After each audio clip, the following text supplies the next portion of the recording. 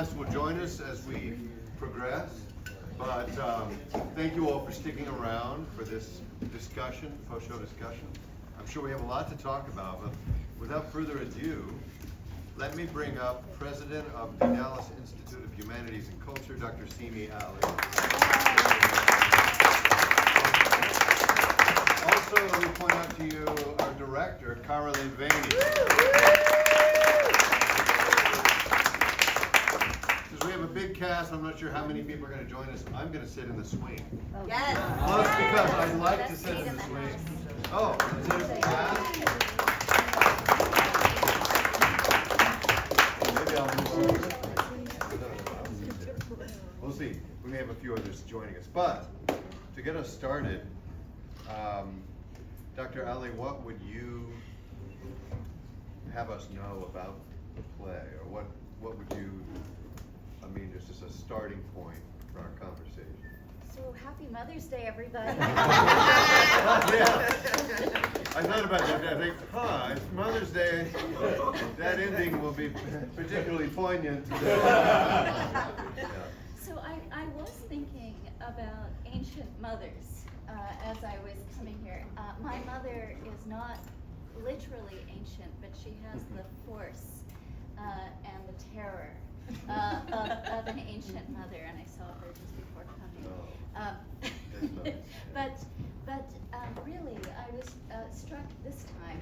I'm lucky enough to have seen this play now twice, by the bond between Xerxes and Atossa, who is not named in Aeschylus's version of the play, and how responsible the mother is. She's the creator, right? She is Persia somehow, for what unfolds, and how pregnant she is, so to speak, with the disaster. She dreams it. So those are the things that were first on my mind. And what I would say, I would also like to recognize that there are actual historians in this audience. So one of them is Sebastian Trainer, who has written and published on the Persians. So I quail before such a figure. And Jean Marie Higgins is with him. Also Judy Kelly and Patrick Kelly, who taught ancient theater history of all kinds. So any history questions should go towards them. But what I would say is that tragedy is not, it is an incredible moment of self-reflection for an entire city. There are people who've been studying Aeschylus with me at the Dallas Institute here. I'm glad to see you. But what we've discussed is that it's not really about tears and sadness, a tragedy, but it's a moment for a city to reflect upon itself. And the marvel of this play is that a combat veteran, its author, Aeschylus, who fought at the battle that is being depicted here, brings home a message from the point of view of the ostensible enemy. And this is one of the first things people want to talk about, that how could he be so empathic towards the other, towards the people he was fighting? And to that I would say there is a tradition in ancient literature, in Greek literature in particular, of seeing from the point of view of the other. So we could start with Homer, who imagines the Trojan War vividly from inside the walls of Troy, even though the Greeks will win. When Odysseus is coming home, I think I sent a quote like this to you, he is lost, famously lost on his way home, and as he arrives at a place where he's going to take a little bit of sustenance before he gets home to his faithful Penelope, he asks for the story of Troy. And he asks to hear the story of, his own cleverness in inventing the Trojan horse. But as he sits there, Homer tells us that Odysseus weeps like a woman whose husband has been slain in front of her, and who is about to be dragged into slavery at that moment. So at that moment, you're watching Odysseus experiencing something like PTSD. That is, what have I done? And Atossa begins by talking about all the mirrors in the palace, and she can't bear the sight of so many reflections. This drama is kind of a mirror to the audience, many of whom, like Aschylus, have fought in the battle. This is what you have done. So I'm fascinated by that reflexivity. So that's my Interesting.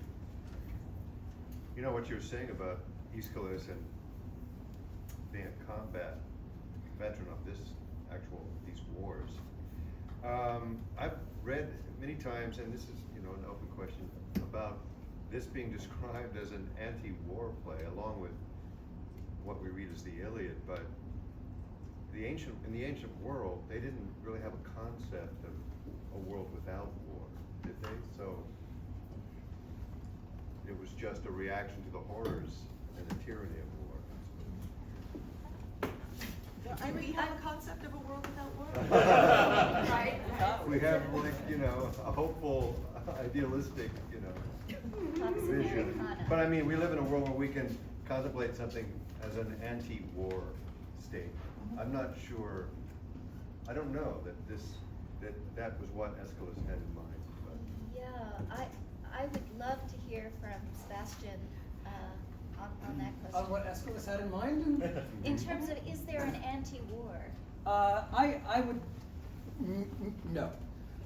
This is Athenian propaganda. I mean, it's written from the Persian point of view, to be sure, and there are a lot of distortions from historically what happens in this play that glorify particular Athens' contribution to a pan-Hellenic alliance, which is really what, I mean, the role of the Spartans in all of the Peloponnesian cities are nowhere to be found in this play, but the actual defeat of the Persian army and the starvation, the driving of them away, is not at all to do with Athens. Athens won by a trick of the Athenian admiral a particular naval battle which broke the Persian supply lines entirely and completely turned the tide of the war, leaving the Persian army essentially to starve to death in Greece and be mopped up by pan-Hellenic actions. Athens itself really was destroyed. They abandoned their city. The entire population fled to a nearby island called Salamis, and they let the Persians take the city, and they razed it to the ground. There was not a single stone standing in Athens when the Persians were through with it. A couple of important artifacts, however, were captured in this Battle of Salamis. Is the naval battle that's described when the messenger arrives and talks about how the ships are engaged in the harbor from which they can't escape. After Athens had been completely destroyed, this 2,000 some ships, most of which are no longer useful as ships, are now building material, and they are harvested by the Athenians, and they are rebuilt into Athenian structures. One of the structures that they are rebuilt into is actually the seating structure of the theater of Dionysus. So the audience who are watching this play are sitting on what used to be the Persian invasion fleet as they're watching this play. Another artifact that happened to be captured was Xerxes brought with him a kind of a traveling palace, a command tent, when he invaded Greece. And this too was captured. And the Battle of Plataea was captured by the Spartans, but it was brought to Athens. And it was a kind of a traveling facade. It was enormous. The Greeks were terribly impressed by it. Herodotus devoted many pages to describing this particular structure. It was brought to Athens, and it was set up. It was called a skene, by the way. That's a Persian word. It's a Persian word for a kind of a palatial sort of circus tent. The Greek word for tent was different from that. But skene becomes the name of the facade of the Greek theater. Aschylus manages to somehow commandeer this command tent of Xerxes as scenery for his play. In the backdrop, Xerxes' captured command tent is where we are entering and exiting from. While we are sitting on the Persian ships, hearing a story Aschylus himself, he's only got one actor, he plays the other role, he played the part of the messenger. Aschylus himself is delivering the news of the battle which he saw to an audience. And some of the lines in the play that have been changed in this adaptation, but they talk about the fate of the ships and how the ships are no longer ships, and how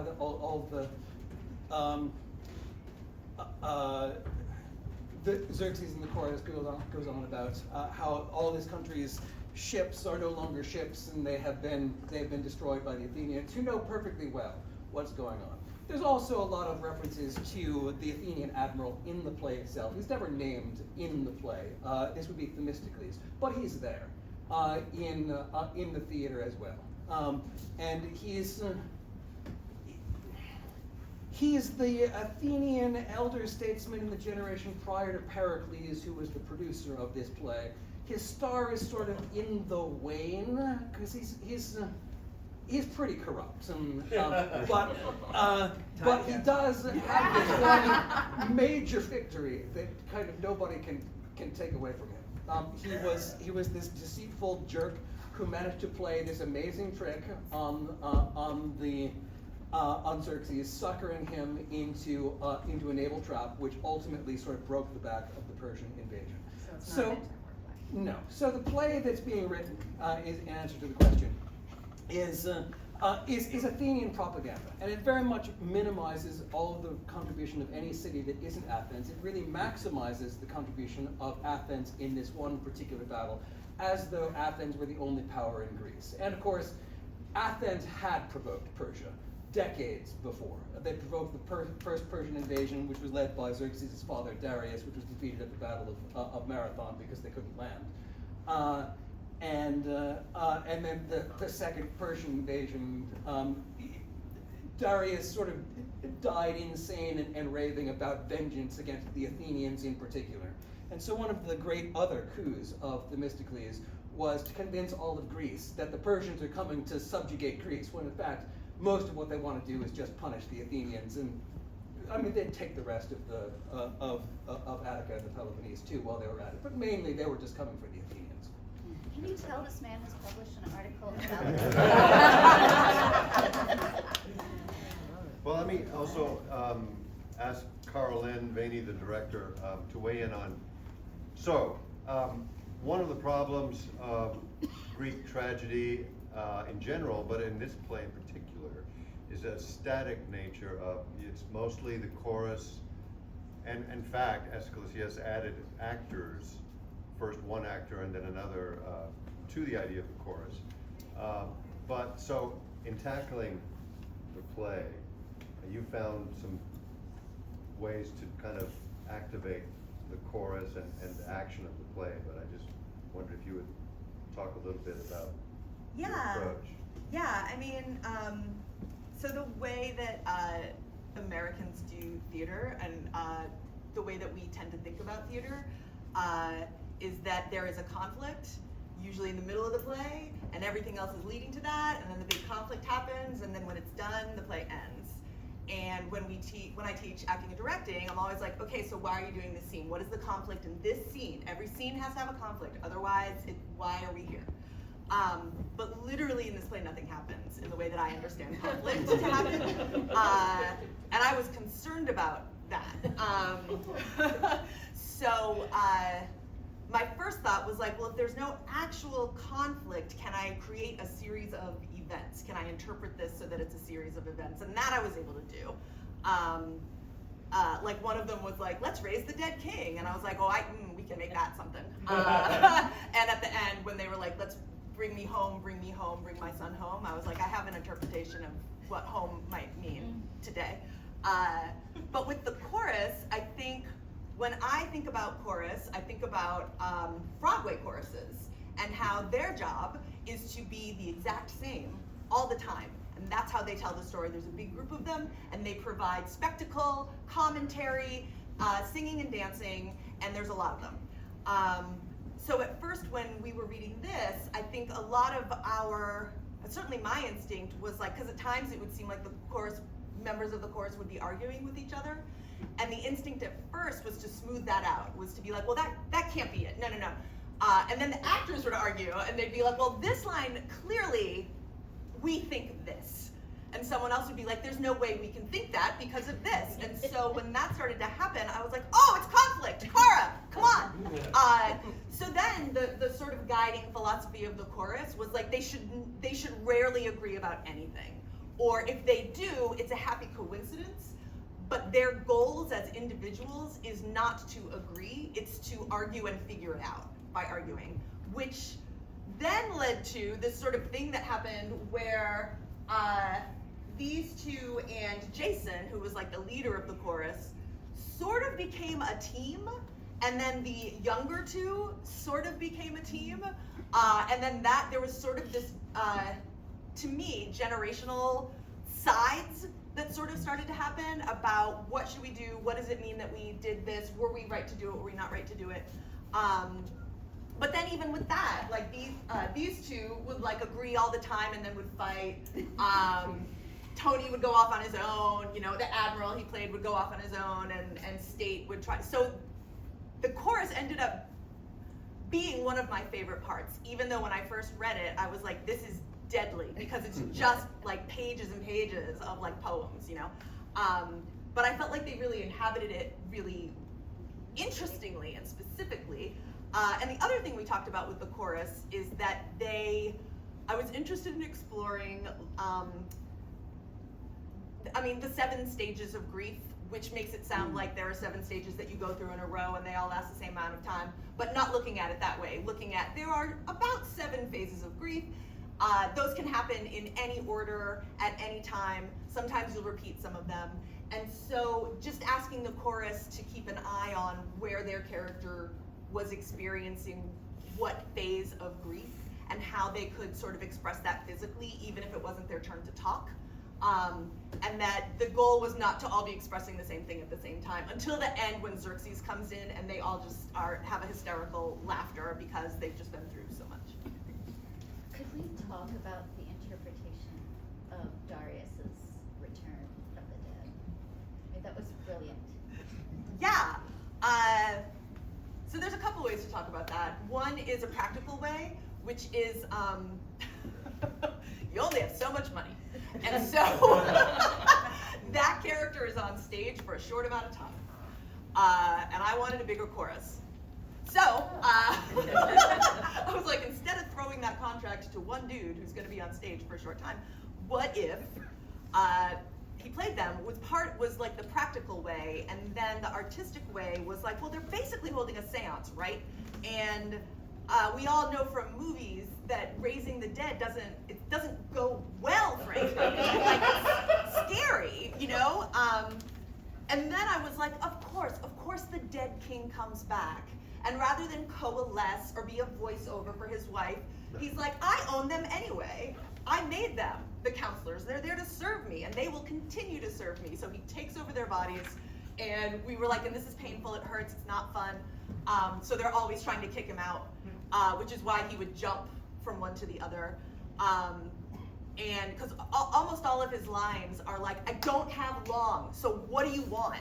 And no one answers him. And so every time he would be like, what do you want? And they would be like, we can't tell you. We'd have him get angry and try to go to someone else who could be louder. So that was sort of the thought on that. Yeah. So the ending of this is very different than the ending of the original version. Yes. And there was no actual dialogue while that's happening. So is that in the script, or was that an innovation that you guys created? In the script of the adaptation that we are using, he sings "Take Me Home," and they sing "We Will Take You Home," Okay. and then they take him home. They literally all is forgiven. In the face of our shared grief is so much bigger than anything else. It's the biggest emotion. And so we, the counselors and the queen, agree that we will all go home and mourn Persia together. Right. And I'm so sick of dudes getting away with shit. So, Okay. It was definitely a surprise good. and a and powerful. Yeah, I mean, that was a little true, but flip.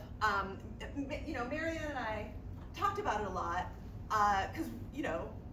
because before I did that, I called Marianne and Mac, who played Xerxes, and I was like, I have this idea, but if they're not gonna buy in, if they're gonna be like, oh, I don't know, then I'm not gonna do it. Because to flip the script that much, the actors need to be like, yeah, we're on board. And then what did you think about it? Well, first you said it, and I was like, okay. What you said was, are you guys open to exploring it? And I was like, hell yeah! And then I went back and I looked at the text, and I was like, there's nothing in. So when Darius comes back, and he invades the admiral, and Atossa is desperate for something to do. Like she wants some kind of action to solve the situation.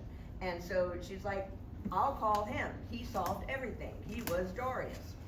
And so when he comes back, he has nothing to say except the very wise mourn the dead. That's all you can do. And she's like, that's not enough. So when he invades religion's body, right before he's kicked out completely, there was nothing in what Darius/religion was saying that said, don't kill him. He says, atone to the gods. He says, that's the main thing, atone. And so it was really easy to go, all right, let's see what happens, because there's no block in the text that's saying you can't go there. So. And there's such a great tradition in Greek literature of daughters being sacrificed so their fathers can win or get home. We see it in Iphigenia to Alice, and Antigone fights it, and Clytemnestra murders Cassandra, and I think I'm getting that right, I might not be. But after Agamemnon kills his... After Agamemnon kills Iphigenia so he can get home. So I'm like, so that's kind of how I pitched it to Bruce too. I was like, I'm honoring, which is also true. Yeah, but it's also very modern. That is to say, that kind of violence, as we've said before, would never happen on stage. Right, It would be spoken about, but it would never. You don't see that violence, and I think that updating is part of the surprise and the innovation and the sort of the gut punch. Well, that's why, because originally when we did it, she would cut his throat. He was wearing this blood pack, and it would just it went all over the column and all over her face and everything. And I was like, I mean, I of course loved it, but it didn't feel like it fit in with the rest of the theatrical world that we had created. So a scream and a lighting gesture sometimes can replace a blood pack, is what I learned on the show. The same thing happened with the Darius possession. Originally, it was going to be all voiced over, and we were just gonna mouth it. And I recorded it on a tape, and they sort of augmented, and it just didn't feel right with everything else that we were doing in this production that was so organic and so just. I like big cheap theater. You don't need a sailboat. You need somebody going like that. It's the same thing. And that's what we did with that. And it's so much. After we did it with us just doing it, it was like, oh, this is so much better, and this is right in tune with what we were doing and trying to do, and Kara-Lynn's vision for this production. I'm sure some of you have some other questions. We got, yes. I'm just, it makes sense to me in a way, because in Greek tragedies, whenever anyone goes inside the house, something terrible happens. That's right. So if someone is saying, take me home, nothing good happens at home in a Greek tragedy. So for me, there was a real correspondence there that I thought was pretty clever. So. Did you consider having the chorus still on stage to witness it and perhaps cheer it on or approve or disapprove? Yeah. We talked, I mean, I feel like we tried a lot of that. Yeah, we did. We were gonna hang out, and then it was like, no, everybody's gotta go. Yeah. That only she could really, that only his mom, only the mother could do that. Yeah, that's what Darius says, yeah. Only a mother. Only a mother. Well, Because we were it's thinking- possibly, I'm sorry. I mean, we were like, if the mom does it, then it's she's not a murderer because it's still in the tradition of sacrifice. But what it looked like when we kept the chorus on stage singing, oh, yeah, watching it, then it was like, oh no, they're gonna eat him next. Like it's just not that, you know. That's not unheard of in Greek Right. mythology. It's possibly worth noting that in my research, historically, the historic Xerxes was assassinated by the captain of his bodyguard. Some point. I don't know how much later that was than this point, but so there's some validity, I guess, in that action historically too. Yes. Yeah, I'm thinking of this, the characterization of propaganda has really struck me, you know. Doubtless, you know, probably you can't sell a play if it's not somewhat, you know, make people feel good on some level, but I think maybe the thought that came to my mind in response to that is that, gosh, maybe Aeschylus is looking, he understands very well that now the Athenians are up next in the empire environment. There does seem to be a warning, and yeah. Yeah, so it might be like, okay, so here you are. I really appreciated those remarks about sitting on the, you know, Right, on those chairs, and so it could be something like, okay, let's consider what greatness really can amount to, and how, like, that's part of the, I guess, empathy, right, of this is let's see. Here's the virtuosity. Let's see if I can make people identify with their absolute enemies, and by identify with, I mean really put them in that place in such a way as to cause them to reflect a little bit about what their possible future might be. It's almost maybe a dream, since there's a dream at the beginning. You might think, oh, this is a dream of a possible future for Athens. Right. Well, I think Yes. you can't emphasize like that this adaptation was written for production after the U.S. invaded the Persian Gulf. So Yeah, everything that you're saying, actually, it was the invasion of Iraq right after 9/11. yeah. Yes. So it definitely was like adapted and translated with something really specific in mind about how I think that Fathers theater and company, sons. yeah, wanted Americans to be thinking about Persia. And then my follow-up question to my own statement is, there's a thing where Atossa talks about, I saw a mighty eagle, and I was like, come on, that's so on the nose. But is an eagle a Persian bird, or was that like a very bad American symbolism? It was a Greek No, thing. it's a Greek thing.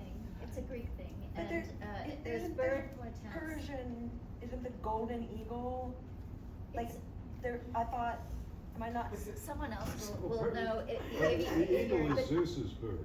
But it's Zeus's bird, and augury, the idea of augury comes from watching the birds. It's related to the word avian. So even a temple and the structure of a temple has to do with the sort of the circuit of the birds above, and it's an eagle that is a sacred bird in Greek mythology. Someone else might know more I about thought, the Sebastian, did you? my research showed that it was, but it was more mythological, that, like, there is an actual golden or eagle that lives in that area, but that there was a mythological creature that was very eagle-like, and you find it in artwork, Might be something but that I knows the refer answer to to that people question. who actually. I can't comment know. on the bird exactly. I mean, there are eagles, and they I'm sure that eagles are referred to by Aschylus. Whether Persia sees itself as an eagle is hard to say. But earlier I wanted to weigh in, thinking back on the question: is it an anti-war play? No. But is it an anti-arrogance play? Absolutely. The Athenians are just at the beginning of a period that is called the Athenian Empire. When this play is produced, and Athens is and does become too proud, too big for its own britches, and ultimately the entire rest of Greece bands together and destroys Athens. Only just before the Thracians and Alexander the Great comes in and wipes the whole thing out anyway. But yes, very much the reflection on the city, to the city while everybody is assembled at the Dionysia and the whole population are there, or all the population that counts anyway in this era. The Dionysia becomes much larger later than 470. It is very much a reflection on let's not get too full of ourselves here, because this is what happened to the greatest empire that the universe has ever known up to this point in history, and the Athenians are positioning themselves to be that great empire, which they are for a little while. So cautionary tale. Mm-hmm. Could I add to that, and then I have a Please. question for Yeah. you, Bruce. Oh. But I would say that it is the theater of Dionysus, and Dionysus is the suffering god. He's also the god of the harvest. He's the god of a kind of knowledge that only emerges in extremis. So one of those kinds of knowledges is drunkenness, of course, when we blurt things out that we wish perhaps that we wouldn't say if we were sober, right? So that's the bacchanal Dionysus. But the theater of Dionysus and the sort of awareness that Dionysus brings in terms of the cult worship, you could say, and the art that he inspires does have to do with this kind of terrible self-knowledge that tragedy is preoccupied with, whether it's Oedipus or the story of Orestes in the Oresteia, or this one in which it looks like an entire community is witnessing its own end, and there's a kind of prophetic sense of, well, Athens, this could be you. So now my question for Bruce, this is a birthday celebration for the Undermain, and you chose this play. You chose this play for us. Well. And you chose it because it was the first production we have in the West that remains. It's the first known extant drama that we have, outside of what we know was performed as like religious ritual and things like that. And it was the first winner at the Festival of Dionysus. We know that. We don't have much of Aschylus's works left to us. This one did survive, but the reason I chose it, and I did see that production in 2003 in New York. It was an amazing production, but it was really performed more along the lines of a ritualistic pageant, and it was still kind of static, but it was amazing to watch. And they used video projection to get across a lot of the idea of what the battle was and stuff. So, it did have little bells and whistles on it. But it was, the amazing thing about that is, so Tony Randall, he'd started this thing called the National Actors Theater in New York in the last decade or so of his life. He was the artistic director. And so what happened after the US invaded Iraq, he suspended their entire season and commissioned Ellen McLaughlin to write this adaptation, which she did in like just a few months, and they staged it, and that's pretty much what they did, and that was their whole. But it was amazing because of that. But I had wanted to do it in some shape or form since had seen it back in 2003, but I knew that the 40th season was looming, and I thought it would be just a great way to mark the 40th season by saying, now after 40 years, let's look at the first drama. And plus, I'm a fan, I don't know if you can say a fan of tragedy, but I do believe in tragedy as a very emphatic thing. And there's one of my favorite playwrights, Howard Barker, a British playwright, writes modern tragedies, but he has an aphorism that says, after the musical, you're anybody's fool. After the tragedy, you're armed against lies. And so I think we really need to be armed against lies. And so that was my motivation for bringing the play. Well done, Bruce. Well done. Thank you. Yes? Sorry, I have two questions. Was the contact with extremely painful No. Because your eye is so red. I mean. Part of that was makeup. And crying. The other part was crying. But it wasn't, no, it was, it's. Well, it was just very noticeable. That was one of the, so my part was actually a combination of two parts, the general and the admiral. And one of the things that I had talked to Kara-Lynn about early on, like when she was first directing this, was the general or admiral who's left behind. Who's usually left behind when it comes to the military men? Those that have been wounded, those that are infirm, those that are thought no longer useful. Why would he be like that? So that's why I gave him that. It was curious. It was fine. And the second thing was, is that the mother had the knife fall through parts. Yes. And it reminded me of Chekhov. The knife reminded me of Chekhov's gun. Oh, yes. Yeah. Well, but she did cut her hair with it earlier, so there was the diversion. We totally added that for the diversion. Okay. Are you gonna run out of hair during the production? It's a little piece. Okay. Yeah, no, It I'm used the to be Franciscan down to monk here from- when we started. Yes. So I have the kind of very challenging question that people just hate to hear, and I would like to direct this to the gentleman who played the messenger, which is, and here's your very challenging question: how on earth were you able to do that so well? It was great. It was like I felt like I was there. Thank you. I don't know. I got real excited, as one does, because Greek shows aren't done very much, and my first thought approaching it as an actor was, because it's written before the method, it's written before modern theater and stuff, and there's a stylized acting to it.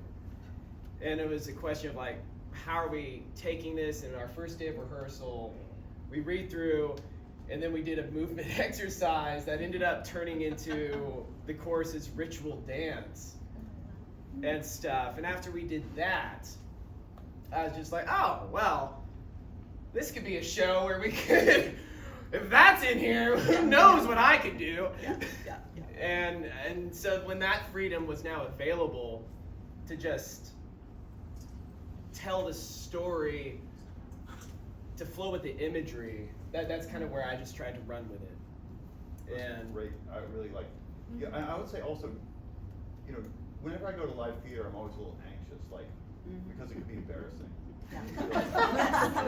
Do these people know what they're doing? They'll sit here and be embarrassed. So anyway, and you can tell right away, like, is this going to be great or is this going to be embarrassing? And this was great. I really enjoyed it. Thank you so much.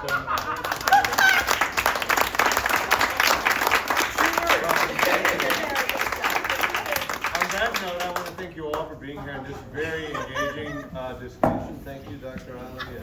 Thank you, Kara-Lynn.